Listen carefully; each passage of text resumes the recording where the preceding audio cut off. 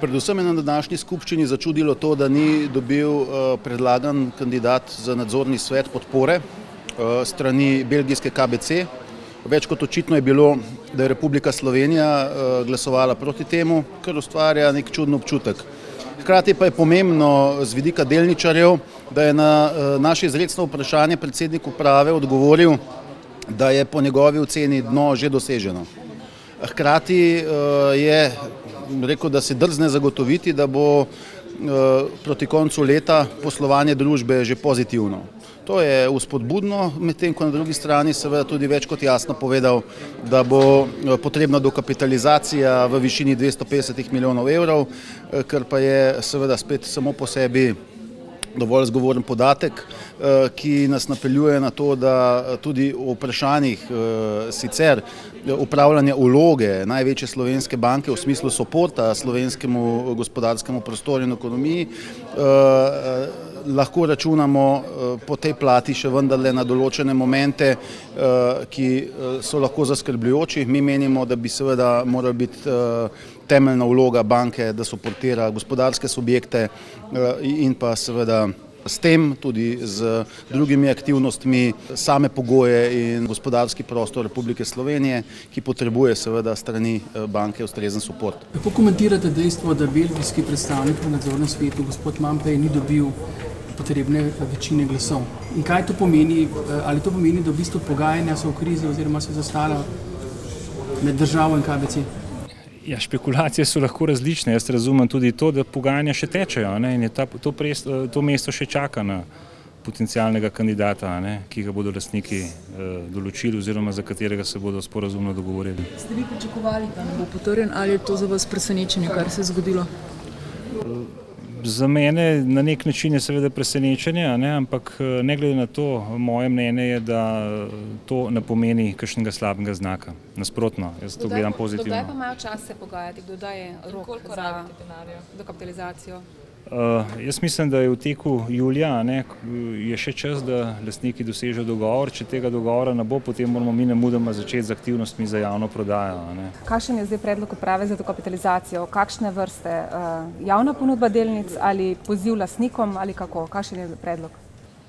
Ja, mislim, da smo že večkrat ponovili oziroma povedali, da seveda je najprej poziv obstoječim lastnikom, da zagotovijo potrebni kapital oziroma predvsem njihov dogovor, kako zagotoviti potrebni kapital. Če takega dogovora ne bo, potem se moramo obrniti na trg in skozi javno prodajo zagotoviti kapital. Ostalo je očitno, da tega dogovora ni. Mislim, kakšna bi bila cena delnic na trgu? Pravijo kolegi, da kar je bilo tle noter, da je zelo očitno jasno, da dogovora ni. Po kakšni ceni bi lahko na trgu? Poglejte, čas za dogovor je še in jaz upam, da dogovor bo. Če pa dogovora ne bo, seveda gremo pa po tej drugi poti in preden bomo lahko prišli do te točke, da bi ocenili, kakšna je pričakovana vrednost, ki so jo investitorji pripravljeni plačati, seveda bo še kar nekaj časa minilo, ker bo potrebno narediti vse analize, predstaviti strategije, naša ravnanja, aktivnosti, ki jih delamo in tako naprej. V odnosu do 116 evrov na delnice, si bila pač neka cena čudna. Lejte, karkoli bi rekel, bi bila moja osebna špekulacija. Skratka, to bojo profesionalci naredili in ocenili in takrat bo seveda poznano delničarjem in vsej zainteresirani javnosti.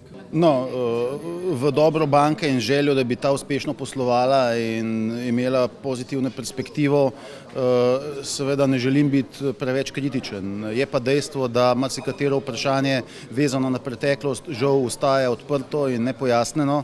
Kar nekaj pobud na to temo je bilo na današnji skupščini podanih, kakor tudi že na prejšnjih skupščinah. Hkrati pa so šla naša vprašanja strani Združenja malih delničarjev tokrat predvsem v smer zagotavljanja pogojev zdaj in v bodoče za najpomembnejše gospodarske subjekte v Republiki Sloveniji. Vi veste, recimo, jaz sem izpostavil konkreten primer skupine Pivovarne Laško, konkretna primera obeh holdingov, Zvon 1 in Zvon 2, kjer je NLB nedavno predlagala stečaj oziroma nasprotovala postopku prisilne poravnave. Čudijo nas takšna ravnanja, predvsem z vidika najslabših zavarovanj, ki glede na javno dostopne podatke ima Nova Ljubljanska banka v primerjavi z drugimi upniki. Zato menimo, da takšne odločitve seveda niso racionalne in se nam je zdelo smiselno na njih posebej opozoriti. Sploh, ko gre za kar 80.000 lastnikov delničarjev v obeh omenjenih holdingih v tem gospodarskem prostoru oziroma geografskem okviru. Veste, da sta v lanskem letu že šla v stečaj, tako Center naložbe kot Infond Holding. In oboje je spet vezano recimo na skupino Pivovarne Laško, ki je izpolnila zahteve, kot jih je podala Nova Ljubljanska banka, vstopila v konzorcij za prodajo, želi dezinvestirati tudi druge investicije, pa hkrati na drugi strani Nove Ljubljanske banke očitno ni pravega odziva, razumevanja za to, da bi podprla uspešno poslovanje in perspektivo tako pomembnega gospodarskega subjekta. Glejte, vendarle, ko govorimo o zadnji dokapitalizaciji 250 milijonov in novi, kot se predlaga, spet za ta isti znesek, moramo vedeti, da jasno davkoplačevalci in sam proračun prejema sredstva iz naslova gospodarskih subjektov, ki jim je potrebno zagotoviti ne samo preživetje, pač pa njihovo uspešno poslovanje, da bodo lahko prispevali v davčno blagajno, recimo skupina Pivovarna Laško z preko 1300 zaposlenimi in ne nazadnje več kot 160 let starimi blagovnimi znamkami, sigurno je eden od takšnih momentov, ki ga lahko posebej izpostavimo glede na aktualnost, ampak vendarle številne slovenske družbe, pomembne, niso deležne ustreznega suporta največje banke, ki je v večinski državni lasti. Mi menimo, da to ni problematično, a vendarle ta mora zagotavljati prvenstveno in prioritetno podporo slovenski ekonomiji, gospodarstvu, da se tudi v investicijskem smislu in v smislu perspektive in polnjenja davčne blagajne in ne nazadnje pretoka denarja, finančnih sredstev ustvarijo pogoji za normalno funkcioniranje ekonomije. Ponovno, marsikatera ekonomija je s tem že uspela, pri nas je pa še vedno tudi zaradi bank, pa v prvi vrsti zaradi situacije in problematike s tem v zvezi, to še vedno stanje krča. Omenili ste, da je potekal postopek proti 5 bivšim vodilnim iz bančne skupine glede morebitne kazenske oziroma odškodninske odgovornosti. Pa me zanima, verjetno ne morete povedati, kdo to so. Ali lahko vsaj nakažete, ali so to iz tujine ali so to iz Slovenije? Ne, glejte, gre za 5 postopkov in v zvezi s temi postopki bomo ravnali tako, kot bom rekel, naš sistem veleva. Mi se najprej konzultiramo in zbiramo gradivo, ki ga potrdijo zunanji svetovalci, na to pa glede na njihovo oceno se odločimo, ali gremo naprej v postopke z zunanjimi inštitucijami, torej sodišči. Vsaj na katerem nivoju so ti, gre za člane uprave, pa člane uprave hčerinskih družb? Glejte, to gre za, bom rekel, najbolj odgovorne, ker za ostale nivoje smo rekli, da je naš sistem tak, da morajo ostali odgovorni poskrbeti in če je potrebno seveda sprejeti primerne sankcije, če gre za kršitev delovnih dolžnosti oziroma dolžne skrbnosti. Bo torej kdo odgovarjal za stanje banke, kot je v tem trenutku, torej za skoraj 200 milijonov dolgovanj in 2 dokapitalizacije letos? Glejte, to je treba prepustiti tistim inštitucijam, ki to lahko sodijo, koliko bodo sodne. Naša sedanja naloga je, da ugotovimo, obstajajo taki argumenti, da lahko nadaljujemo s postopki. Sicer sem pa moje mnenje tudi povedal, ne gre zdaj za preganjanje oziroma uprizarjanje lova na čarovnice, treba imeti argumente za to.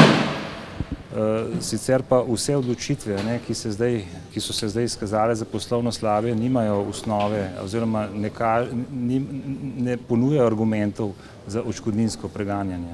Rekel ste 250 milijonov, NLB je v štartu, preden se je sploh izvedla prva dokapitalizacija, ste govorili o 400-450 milijonih, zdaj zahtevate v bistvu še višji znesek, kakor ste ga takrat. Zakaj je to?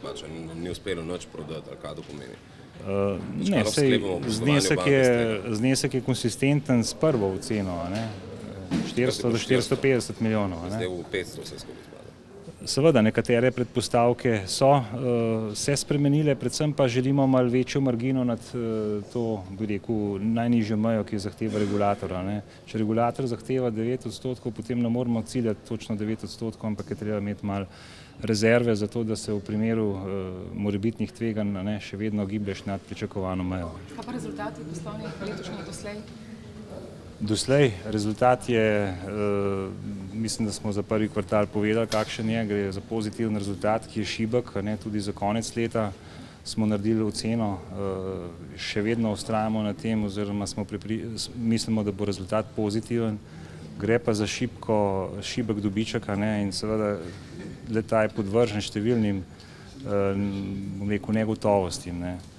Tako da, če nas bo kaj presenetilo, seveda se zna zgoditi, da bom na koncu leta, ko boste spet vprašali in rekli, se ste napovedoval dobiček, te rekli, kako to, seveda bom iskal razloge, ampak glede na to, da so me že noter nekateri upozorili, zakaj nismo optimisti, seveda smo optimisti, in mislimo, da smo se odbili od dna, in da seveda bo banka slej ko prej poslovala tako, kot mora.